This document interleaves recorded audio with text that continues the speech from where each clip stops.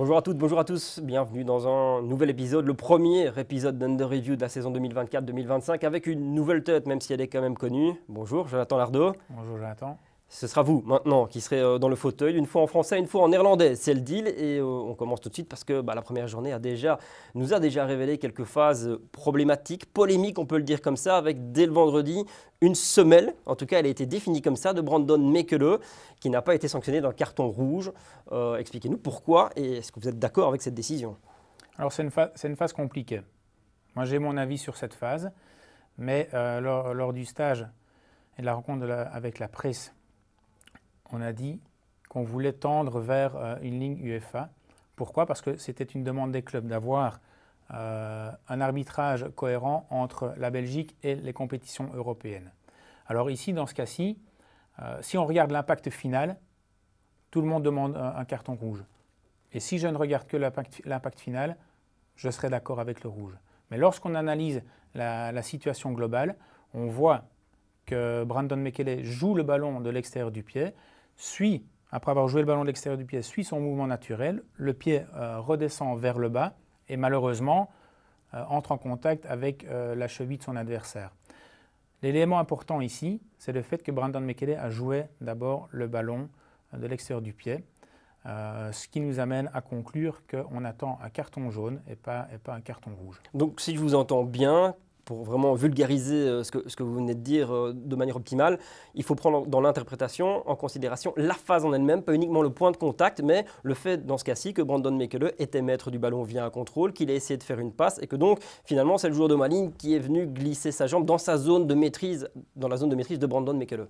Oui, Brandon Mekele ne fait que suivre son mouvement et, élément supplémentaire, il reste debout. Ce n'est pas non plus un tacle lancé sans maîtrise de son corps, c'est juste la continuité de son mouvement et à un moment il doit bien poser son pied quelque part. Je suppose que vous comprenez quand même que beaucoup de gens estiment que ça devait être rouge étant donné que par le passé, avec des semelles comme celle-là, et on a pris l'habitude de voir des cartes rouges à chaque fois tomber pour des gestes comme ceux-ci. Comme j'ai dit, si on analyse uniquement l'impact final, bien sûr tout le monde va demander rouge, mais lorsque l'on sait que le joueur a joué le ballon avant, ça c'est un élément déterminant que sa posture reste toujours droite, qu'il ne va pas se jeter sur son adversaire, et que par conséquent, lui, il doit continuer son mouvement. Et malheureusement, lorsque il commence sa passe, la zone est libre, l'attaquant arrive parce qu'il est à pleine vitesse aussi, et son mouvement se termine sur le sol. On ne peut pas sanctionner d'un carton rouge. Si je vous suis bien, alors ça veut dire que les arbitres doivent faire preuve d'un énorme feeling foot, parce qu'on en est dans le degré extrême de l'interprétation, on doit vraiment sentir le jeu. Oui, il faut sentir le jeu et il faut aussi voir si le joueur a joué le ballon ou pas. Si Brandon Mekele n'avait pas joué le ballon et est arrivé sur la cheville, ça aurait été carton rouge. Si c'est carte rouge, est-ce que vous contestez cette carte? Non. Donc on peut comprendre une forme de frustration je peux de certains comprendre, supporters. Mais lorsqu'on analyse la phase globalement, les éléments font qu'on tend plus vers le jaune. On va comparer cette phase avec deux autres phases du week-end. La première, c'est le tacle de Puertas lors de Dender Union. Il rate son contrôle. Dans la précipitation et dans la suite du mouvement, il va mettre un tacle relativement appuyé, même s'il retire un petit peu les jambes. Il prend jaune, pas rouge. Est-ce que la décision est normale et en quoi c'est différent? Tout à fait correct. Là est la grande différence entre Brandon Mekele et Cameron Puertas. Cameron Puertas n'a plus le contrôle, veut récupérer le contrôle du ballon, prend un risque, tacle sans maîtrise de son mouvement et vient tacler l'adversaire. Heureusement que ses crampons n'étaient pas présentés et que la finalité de la phase n'était pas la même finalité que pour Brandon Mekele. Oui, pas d'impact sur la cheville. Et donc, deuxième élément important, après l'interprétation de la phase, c'est la maîtrise du geste, la maîtrise du mouvement qui est importante. Autre phase similaire qui aurait pu avoir de plus graves conséquences avec Isaac Price lors de Gang Standard. Même chose, il perd le contrôle du ballon lors de son contrôle et de sa course. Et là, il vient mettre un tacle avec énormément d'intensité. Et là, les pieds sont vers l'avant, le tacle est assez dangereux. Alors ici, oui. Même chose que pour Cameron Puertas, il perd le contrôle, il veut essayer de récupérer le contrôle du ballon, il se jette en avant et heureusement que l'impact est tibia sur pied et qu'en finalité, l'intégrité physique n'est pas mise en danger, mais avec le même résultat, la même finalité que Brandon Mekele sur son adversaire, la cheville aurait plié ici. La sanction aurait été carton rouge. C'est très paradoxal parce qu'ici, si le joueur de Genk ne saute pas, il est sur le pied du joueur de Genk. Je pense que c'est plutôt le contact qui crée le mouvement de l'adversaire. Ok, très bien. Donc décision logique aussi dans ce cas-ci, la carte jaune est normale et Tout à cohérente. fait.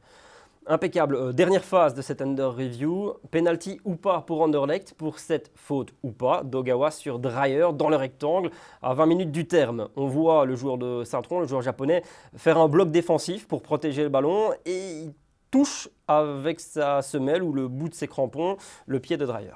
Vous avez tout dit. Désolé. Non, c'est très bien. C'est une action défensive.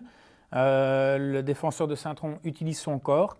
L'adversaire, Andreas Dreyer, vient par derrière, mais le défenseur ne fait qu'un geste défensif. Oui, il y a contact, mais un contact fortuit, et on ne peut pas sanctionner cette intervention par un penalty. Et comment juge-t-on alors un contact fortuit à partir du moment où les crampons sont sur le pied du joueur?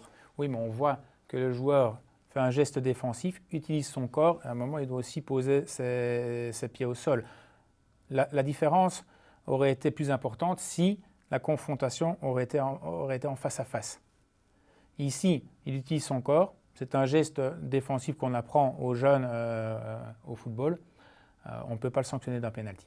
Dernier point sur cette phase quand même, Jasper Vergoed, qui a donc pris une bonne décision de terrain, a été appelé pour aller voir les images, pour donc peut-être et potentiellement changer cette décision. Il ne l'a pas faite au final. Est-ce que l'intervention de l'assistance vidéo dans une zone qui est une zone grise est cohérente pour vous? Je pense que l'assistance vidéo s'est concentrée sur le point d'impact. Et comme pour la phase de Club de Bruges, il faut regarder l'ensemble de la situation, analyser tous les éléments.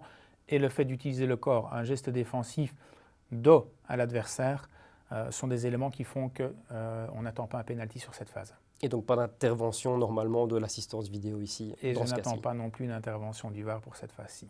Merci Jonathan Lardot pour ces éclaircissements. On se retrouve la semaine prochaine, ce sera en néerlandais. D'ici là, portez-vous bien.